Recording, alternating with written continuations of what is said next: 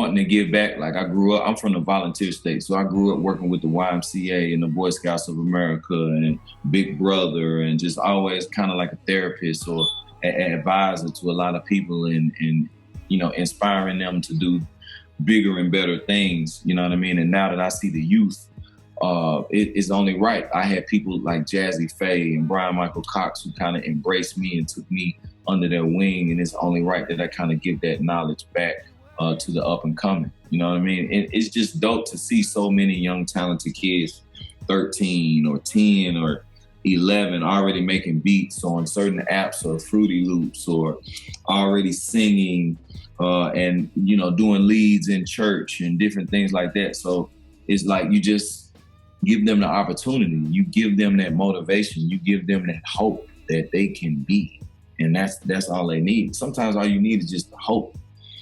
And as a kid, my grandfather gave me that hope, and he invested in a few things that I needed, whether it was a beat machine or a keyboard. My mom invested in certain things that I needed.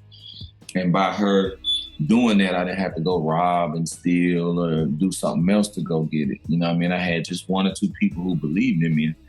If the uncles and the fathers, the mothers, and more people just believe in your children, believe in your stepchildren, believe in your nephews and nieces, and know that they have an option. You giving them an option to do something great. Music is a whole nother lane, whether you become a manager or a lawyer. We need more entertainment lawyers. We need more managers. We need more executives. We need more road managers. We need more VPs. We need more A&Rs.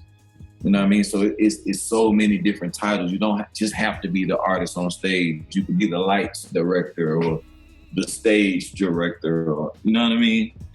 The show producer. You know what I mean? It's so many titles. Even as a producer, if you're not just working with urban, you might be working with TV and film. Jingles and stuff like that. I know producers who are making $5-10 million a year just making TV jingles.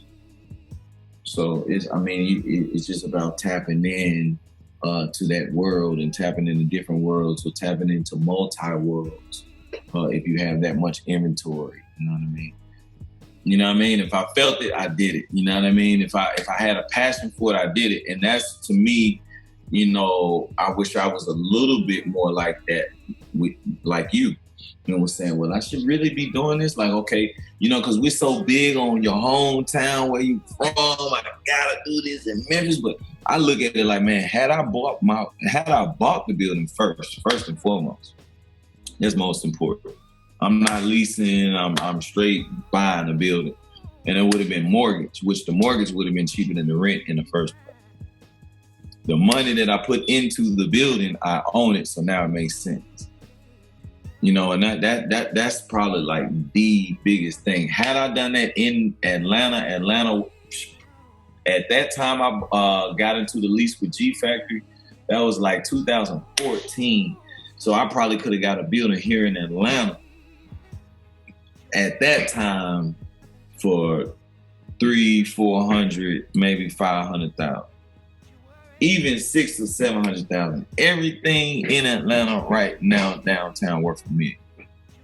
So not only would I own it, but I would have my full-fledged studio, blah, blah, blah, and all the clients coming through left and right, blah, blah, blah. So, to me, that would be like the only thing.